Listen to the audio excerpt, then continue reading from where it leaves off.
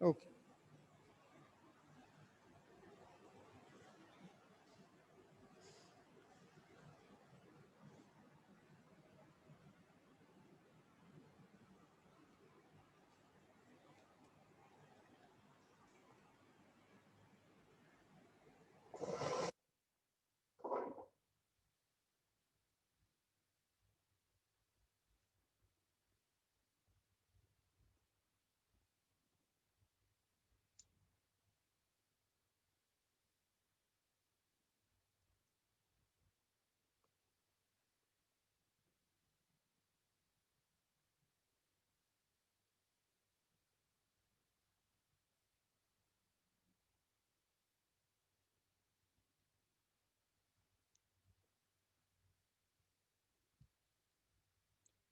हाँ, आज के क्लास में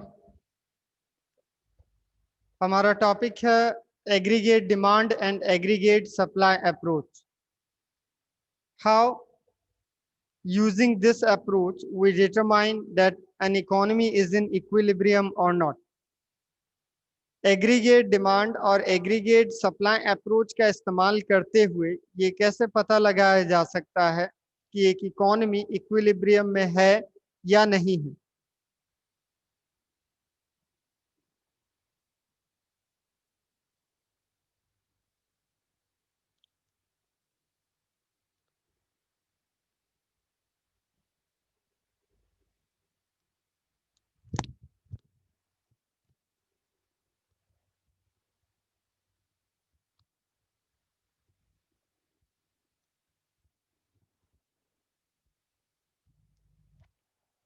According to Professor J.M. Kins, an economy is treated to be in equilibrium when during a period of time the aggregate demand for goods and services is equal to its aggregate supply।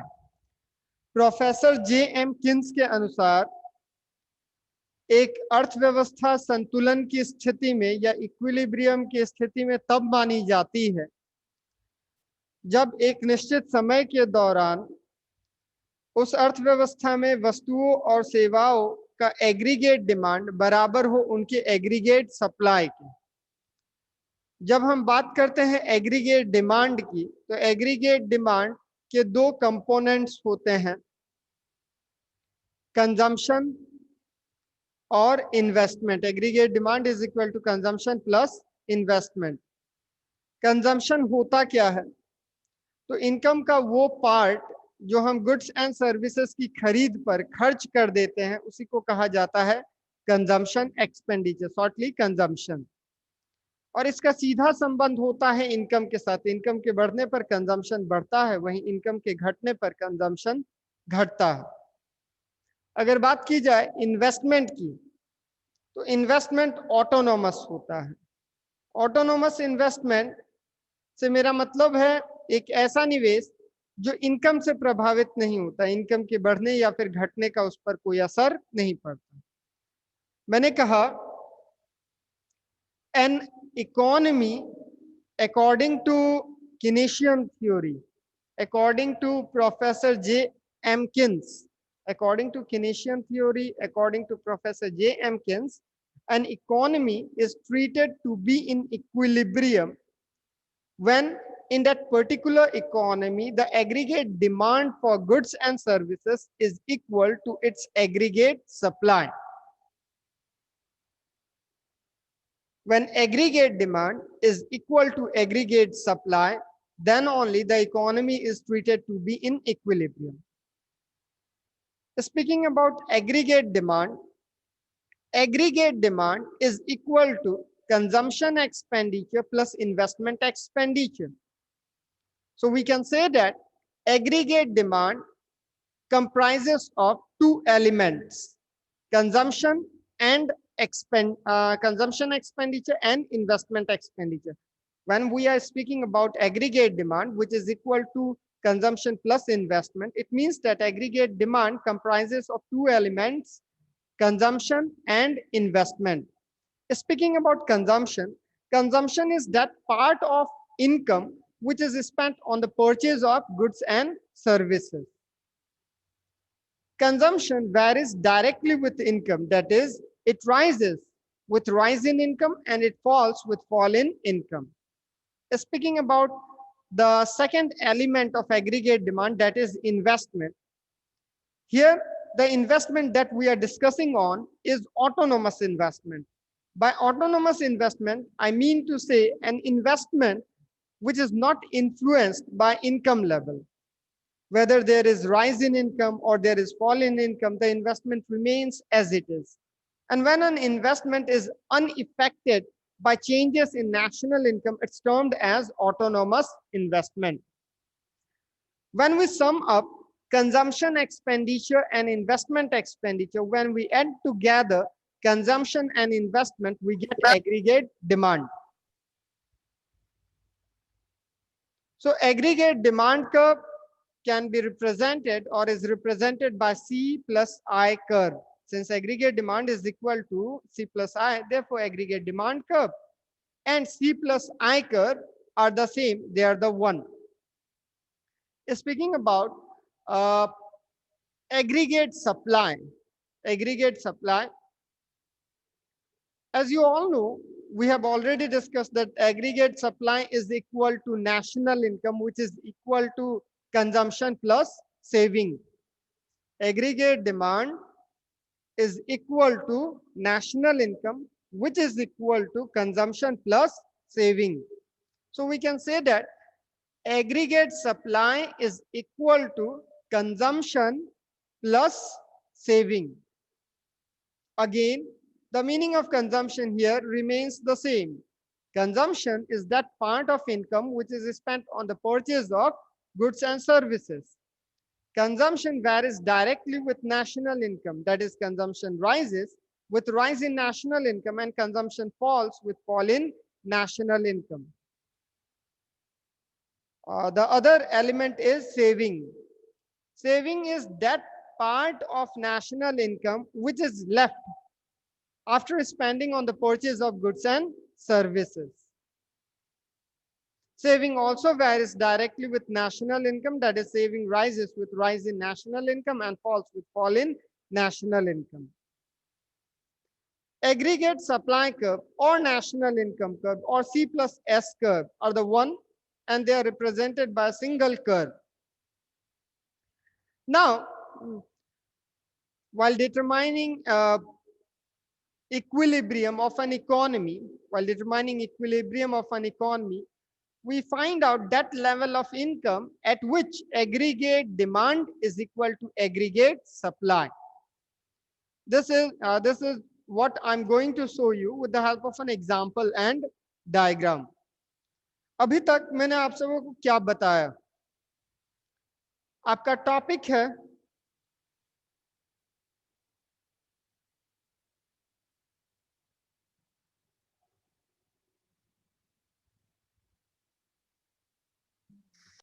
aggregate demand and aggregate supply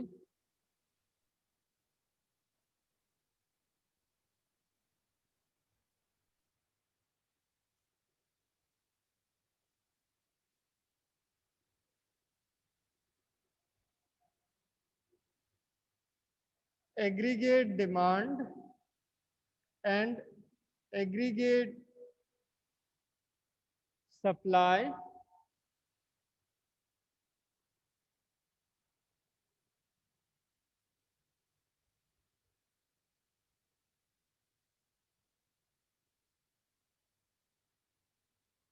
aggregate demand and aggregate supply approach.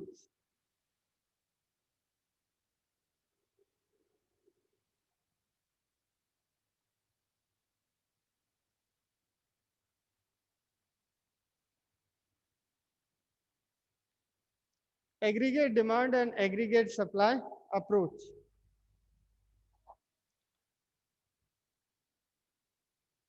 Professor J.M.. Keynes के अनुसार aggregate demand और aggregate supply approach के तहत एक economy equilibrium में तब मानी जाती है, एक इकोनॉमी संतुलन की स्थिति में, एक अर्थव्यवस्था संतुलन की स्थिति में तब मानी जाती है जब उस अर्थव्यवस्था में गुड्स एंड सर्विसेज का एग्रीगेट डिमांड बराबर हो उनके एग्रीगेट सप्लाई के। मैंने कहा एग्रीगेट डिमांड और एग्रीगेट सप्लाई अप्रोच के अंतर्गत प्रोफेसर जे एम किन्स का यह मानना था कि एक अर्थव्यवस्था इक्विलिब्रियम में या संतुलन में तब मानी जाएगी जब उस अर्थव्यवस्था में गुड्स एंड सर्विसेज का एग्रीगेट डिमांड बराबर हो उनके एग्रीगेट सप्लाई की। तो यहां पर ये अप्रोच दो टर्म पर आधारित है, एग्रीगेट डिमांड और एग्रीगेट सप्लाई। इन दोनों पर ऑलरेडी हम डिस्कस कर चुके हैं। बात करते हैं इनके कंपोनेंट्स की। एग्रीगेट डिमांड बराबर होता है कंजम्पशन प्लस इन्वेस्टमेंट। तो एग्रीगेट डिमांड के दो कंपोनेंट्स हुए, कंजम्पशन और इन्वेस्टमेंट। कंजम्पशन है क्या? इनकम का वो भाग जो हम वस्तुओं और सेवाओं की खरीद पर खर्च किया करते हैं उसी को हम कहते हैं कंजम्पशन। इनकम का वो भाग जो हम वस्तुओं और सेवाओं की खरीद पर खर्च किया करते हैं उसी को कहा जाता है कंजम्पशन। कंजम्पशन का सीधा संबंध होता है इनकम के साथ। इनकम के बढ़ने पर कंजम्पशन बढ़ता है और इनकम के घटने पर कंजम्पशन घटता है। दूसरा एलिमेंट रहा इन्वेस्टमेंट। इन्वेस्टमेंट होता क्या है? तो यहां पर जिस इन्वेस्टमेंट की हम बात कर रहे हैं वो ऑटोनोमस इन्वेस्टमेंट है। अब सवाल, ये ऑटोनोमस इन्वेस्टमेंट क्या होता है?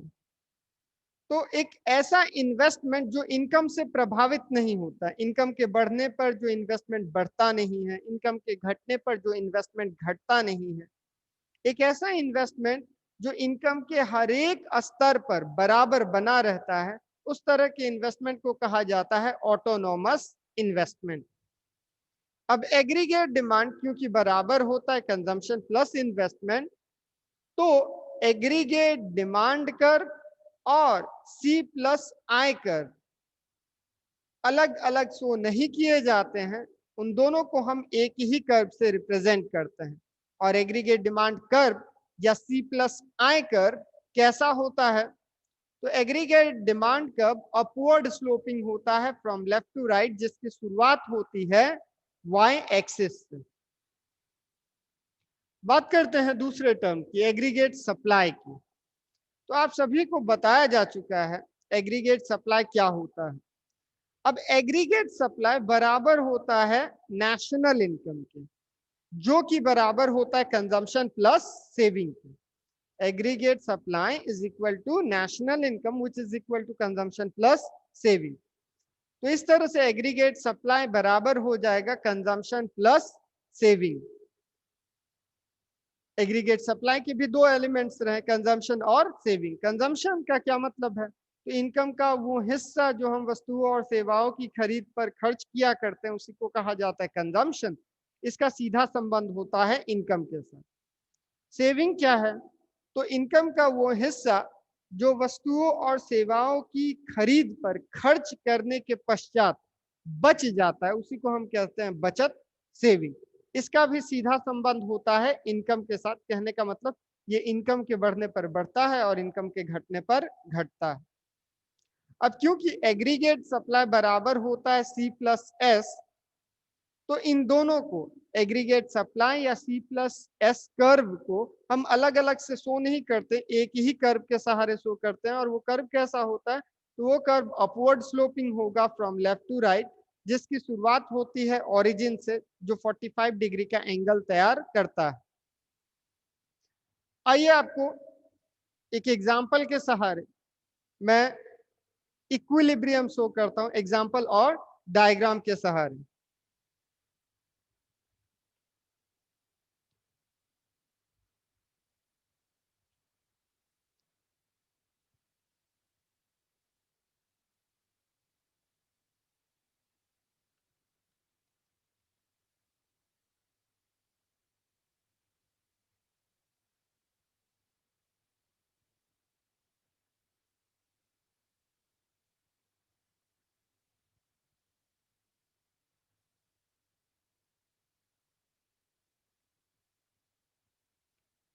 एग्जाम्पल, सबसे पहले मैं एम्प्लॉयमेंट शो किया,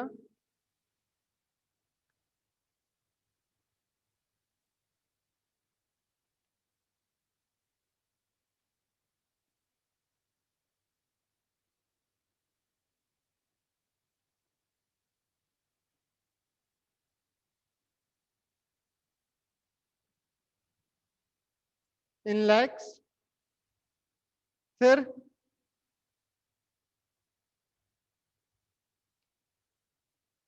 income,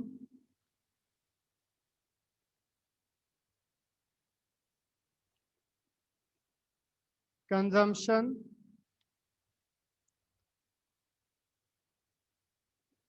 saving,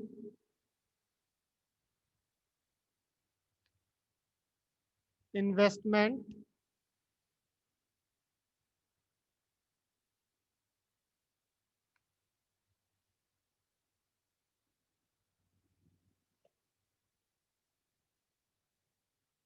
aggregate supply,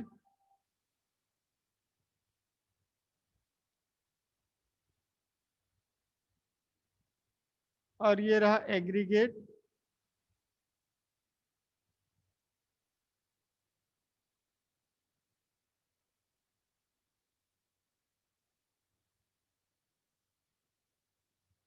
aggregate demand.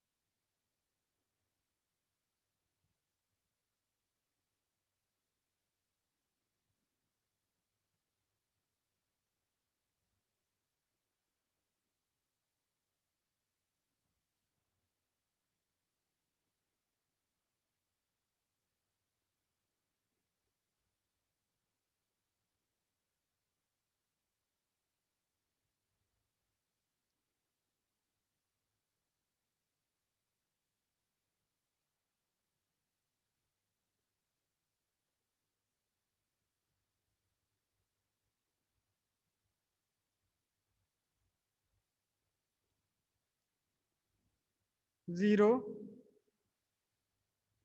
100, 200, 300, 400, 500 और 600। अगर एम्प्लॉयमेंट होगा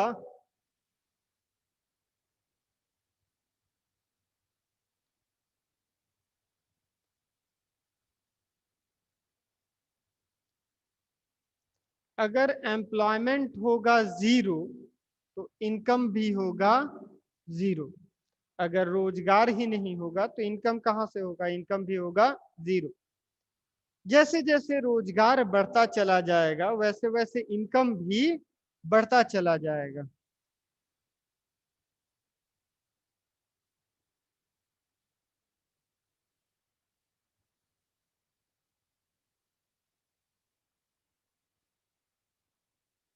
जैसे जैसे रोजगार बढ़ता चला जाएगा वैसे वैसे इनकम भी बढ़ता चला जाएगा।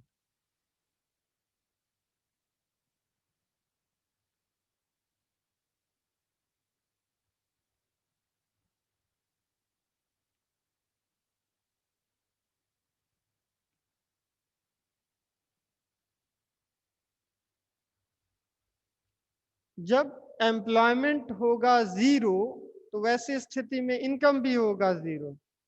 रोजगार अगर शून्य है तो शून्य रोजगार पर आय भी होगी शून्य। जैसे जैसे रोजगार में वृद्धि होगी इनकम भी बढ़ता चला जाएगा। लेकिन एक बात गौर करने वाली ये है कि शून्य आय पर भी हम कुछ ना कुछ खर्च किया करते हैं अपने बुनियादी जरूरतों को पूरा करने के लिए, और उस तरह के खर्च को कहा जाता है ऑटोनॉमस कंजम्पशन।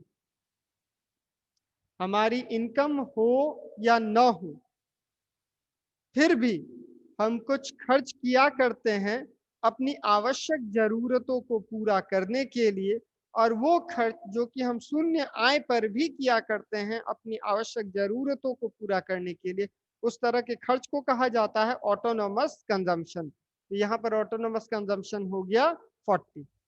अब आप सभी को पता है कि इनकम और कंजम्पशन के बीच सीधा संबंध होता है। इनकम के बढ़ने पर कंजम्पशन बढ़ता चला जाता है। जैसे जैसे हमारी आय बढ़ती है, हमारे द्वारा किए जा रहे खर्चे भी बढ़ते चले जाते हैं। वहीं इनकम के घटने पर हमारे द्वारा किए जा रहे खर्च भी घटते हैं। तो इनकम और कंजम्पशन के बीच सीधा संबंध होता है। इनकम के बढ़ने पर कंजम्पशन बढ़ता है,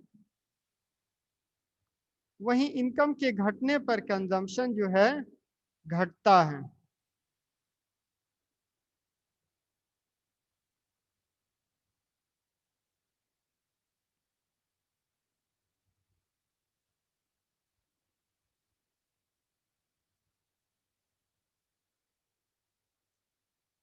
अब सेविंग की बारी है। तो सेविंग कैलकुलेट करने के लिए तरीका क्या है? तो हम इनकम में से जब कंजम्पशन, मान लो कि मैं 100 रुपए कमा रहा हूँ, 100 रुपए में से 80 रुपए खर्च कर दिया, तो मेरा बचत कितना होगा? 20।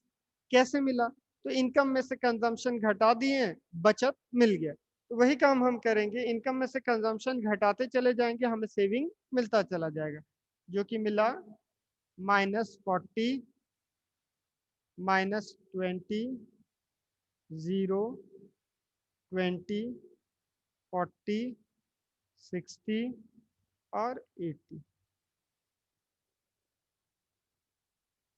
इनकम में से कंजम्पशन को घटाते चले गए, हमें सेविंग मिलता चला गया। एक बात स्पष्ट दिखाई दे रहा, वो ये कि इनकम और सेविंग के बीच भी सीधा संबंध है। इनकम के बढ़ने पर सेविंग बढ़ता है, इनकम के घटने पर सेविंग घटता है। अब रहा सवाल इन्वेस्टमेंट का, तो यहाँ पर इन्वेस्टमेंट ऑटोनोमस है। ऑटोनोमस इन्वेस्टमेंट मतलब एक ऐसा इन्वेस्टमेंट जो इनकम से प्रभावित नहीं होता, इनकम के बढ़ने पर बढ़ता नहीं है, इनकम के घटने पर घटता नहीं है। हमने मान लिया ऑटोनोमस इन्वेस्टमेंट है।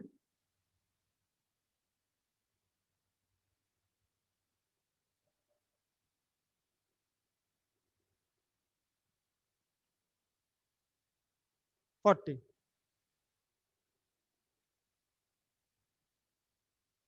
इन्वेस्टमेंट, यहाँ पर ऑटोनोमस इन्वेस्टमेंट की बात की गई है। ऑटोनोमस इन्वेस्टमेंट एक ऐसा इन्वेस्टमेंट होता है जो इनकम से इन्फ्लुएंस्ड नहीं होता है, इनकम से प्रभावित नहीं होता, इनकम के बढ़ने पर बढ़ता नहीं है, इनकम के घटने पर घटता नहीं, वो स्थिर रहता है। अब बारी है एग्रीगेट डिमांड और एग्रीगेट सप्लाई की।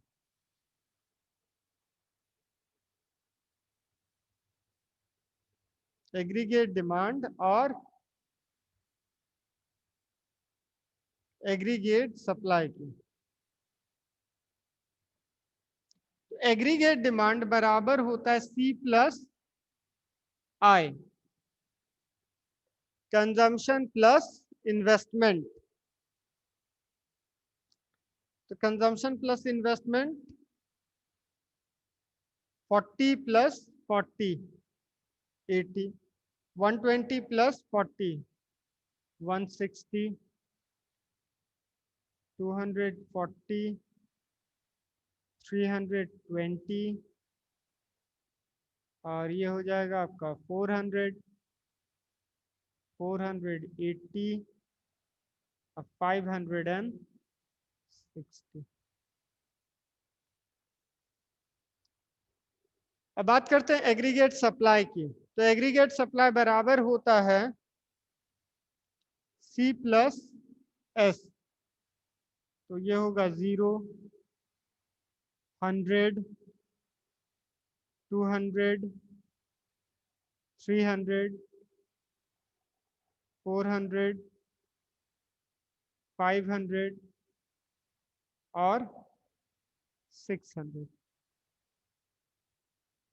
अब इक्विलिब्रियम की बात की जाए तो इक्विलिब्रियम एक इकोनॉमी इक्विलिब्रियम में या एक इकोनॉमी संतुलन की स्थिति में तब मानी जाती है जब उस इकोनॉमी का एग्रीगेट डिमांड बराबर हो एग्रीगेट सप्लाई के। एग्रीगेट डिमांड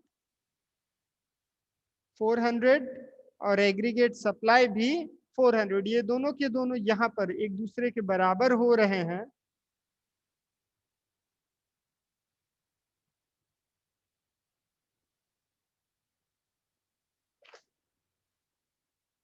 ये कहलाएगा आपका इक्विलिब्रियम। ये क्या है? ये इक्विलिब्रियम की स्थिति है।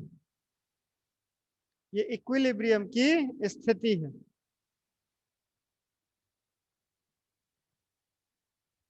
यहां पर इक्विलिब्रियम लेवल ऑफ एम्प्लॉयमेंट क्या हुआ? तो 40 lakh. Equilibrium level of income क्या हुआ? तो रुपीज 400 करोड़। और इस तरह से इकोनॉमी की इक्विलिब्रियम जो है वो तय की जाती है।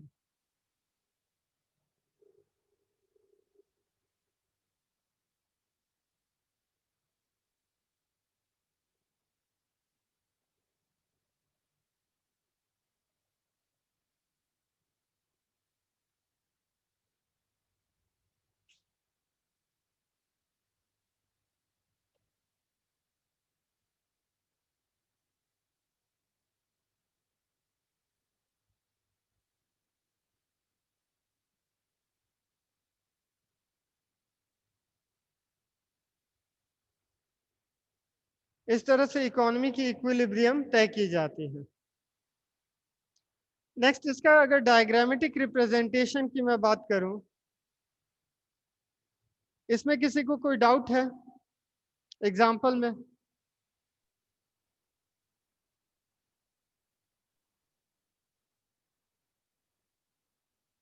कोई डाउट है? No no sir. सर। देखो, इसमें बस यही शो किया गया है कि इक्विलिब्रियम कहाँ होता है। तो मैंने कहा कि एक इकोनॉमी इक्विलिब्रियम में तब मानी जाती है जब उस इकोनॉमी का एक इकोनॉमी इक्विलिब्रियम में तब मानी जाती है जब उस इकोनॉमी का एग्रीगेट डिमांड बराबर हो उसके एग्रीगेट सप्लाई के। 40 लाख के एम्प्लॉयमेंट पर एग्रीगेट डिमांड बराबर हो रहा है एग्रीगेट सप्लाई के, या 400 करोड़ रुपए के इनकम पर एग्रीगेट डिमांड बराबर हो रहा है एग्रीगेट सप्लाई के। ठीक, इस एग्जांपल में 40 लाख के रोजगार पर एग्रीगेट डिमांड और एग्रीगेट सप्लाई एक दूसरे के बराबर हो रहे हैं। 4 करोड़ रुपए के आय पर एग्रीगेट डिमांड बराबर हो रहा है एग्रीगेट सप्लाई के। और जब एग्रीगेट डिमांड बराबर होता है एग्रीगेट सप्लाई के तो उसी को हम कहते हैं इक्विलिब्रियम। उसी को कहा जाता है इक्विलिब्रियम।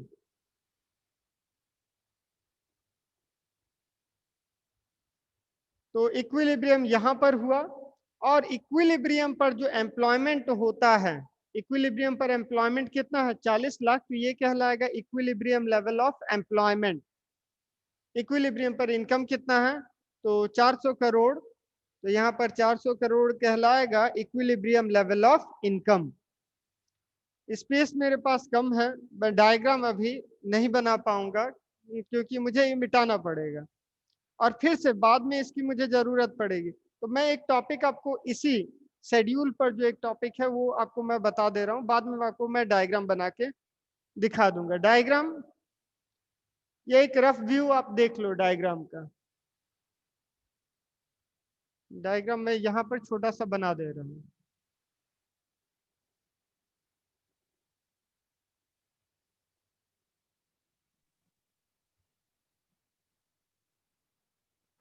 नहीं दिख रहा सर।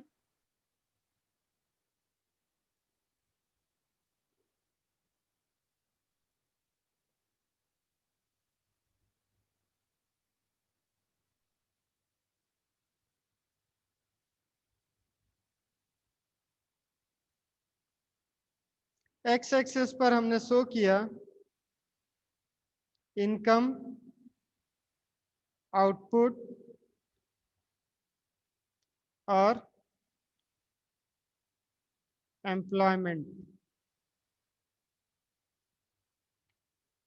एक्स एक्सिस पर हमने शो किया है इनकम, आउटपुट और एम्प्लॉयमेंट। एक्स एक्सिस पर हम रिप्रेजेंट कर रहे हैं इनकम, आउटपुट और एम्प्लॉयमेंट। वाई एक्सिस पर हम शो कर रहे हैं एग्रीगेट डिमांड और एग्रीगेट सप्लाई को। आप सभी को पता है कि एग्रीगेट सप्लाई कर्व कैसा होता है या इनकम कर्व कैसा होता है। तो upward sloping from left to right, starting from the origin, making an angle of 45 degree. अभी मैं बताया था। एग्रीगेट सप्लाई कर्व कैसा होता है, तो एग्रीगेट सप्लाई कर्व हमेशा ही अपवर्ड स्लोपिंग होता है फ्रॉम लेफ्ट टू राइट, जिसकी शुरुआत ओरिजिन से होती है, जो 45 डिग्री का एंगल तैयार करता है। एग्रीगेट डिमांड कर्व कैसा होता है, तो एग्रीगेट डिमांड कर्व भी अपवर्ड स्लोपिंग होता है फ्रॉम लेफ्ट टू राइट, जिसकी शुरुआत वाई एक्सिस से होती है। अब ये दोनों के दोनों एक दूसरे को इंटरसेक्ट कर रहे हैं पॉइंट ई पर। तो कहने का मतलब यह है कि पॉइंट ई पर एग्रीगेट डिमांड बराबर है एग्रीगेट सप्लाई के। पॉइंट ई पर एग्रीगेट डिमांड बराबर है एग्रीगेट सप्लाई के। तो पॉइंट ई कहलाएगा इक्विलिब्रियम पॉइंट। और इक्विलिब्रियम पॉइंट पर इनकम, आउटपुट और एम्प्लॉयमेंट कितना है, ओ वाई। तो ओ वाई कहलाएगा equilibrium level of income, output and employment. In this diagram, I have represented income, output, and employment on the x-axis and aggregate demand and aggregate supply on the y-axis. As you all know, aggregate supply is always upward sloping from left to right, starting from the origin and making an angle of 45 degrees. I have drawn such an aggregate supply curve. Speaking about aggregate demand curve is also upward sloping from left to right, starting from the y-axis. Now both these curves are intersecting each other at point E. It means that at point E, aggregate demand is equal to aggregate supply. And the point at which aggregate demand is equal to aggregate supply, that point is known as equilibrium point. And whatever income, output, and employment is there at equilibrium point, that is in our diagram, OY is the equilibrium level of income, output, and employment, because at OY level of income, output, and employment, the aggregate demand is equal to aggregate supply. तो इसमें इतना ही है। कोई doubt है diagram को लेकर?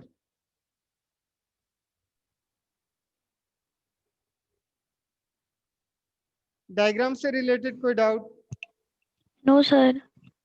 No, sir.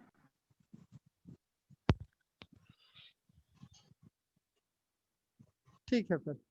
अब आगे सुने, यहां पर दो केस बनता है। केस स्टडी की अगर बात की जाए तो यहां पर एग्रीगेट डिमांड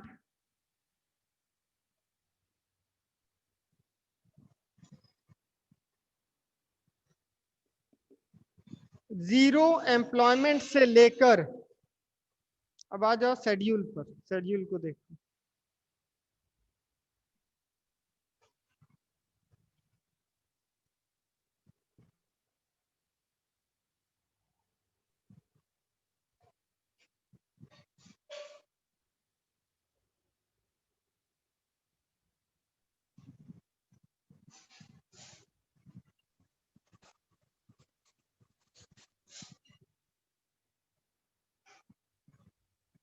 देखिए इस शेड्यूल को, जीरो एम्प्लॉयमेंट से लेकर 30 लाख के एम्प्लॉयमेंट तक आपको क्या दिखाई दे रहा है कि एग्रीगेट डिमांड अधिक है एग्रीगेट सप्लाई से।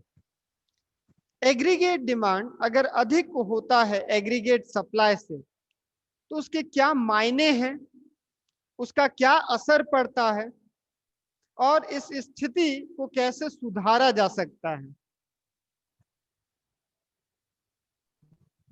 इस स्थिति को कैसे सुधारा जा सकता है।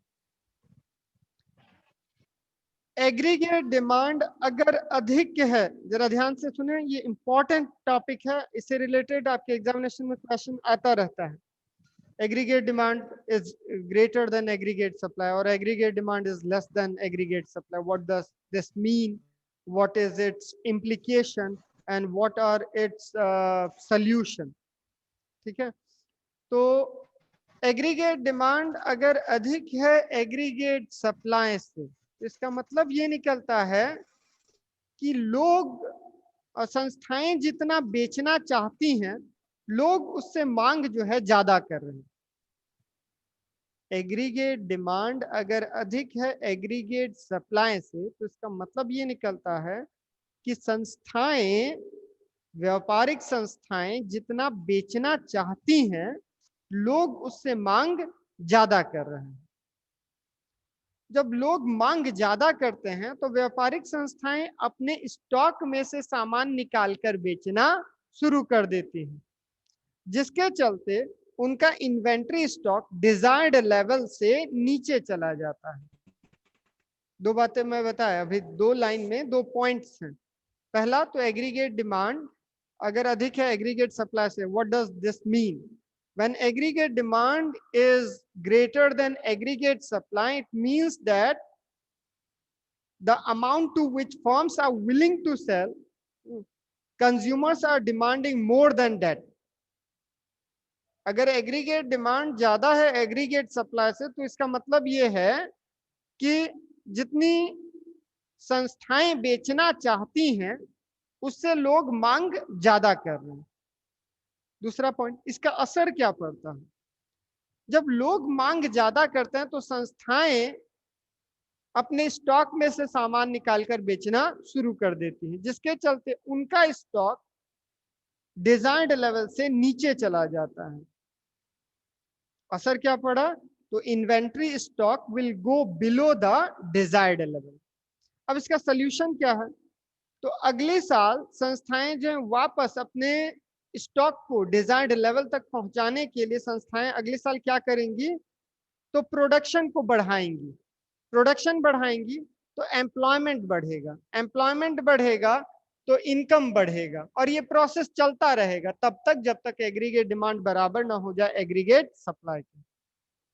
तीन बातें यहां पर कही गई हैं। The case is when aggregate demand is greater than aggregate supply. What does this mean? What are its effects and what are the solution for it? When aggregate demand is greater than aggregate supply, it means that consumers are demanding more of goods and services than what sellers are willing to sell. Its implication in this case, so as to fulfill the extra demand of consumers, the sellers or the business firms start selling goods from their stock, due to which the desired inventory stock of the business firm falls below, goes below. Solution: in the upcoming year, so as to bring back the inventory stock to the desired level, the firm will increase production. With increase in production, there will be increase in employment leading to increase in income. And this entire process will keep on going till aggregate demand becomes equal to aggregate supply. Clear है ये point?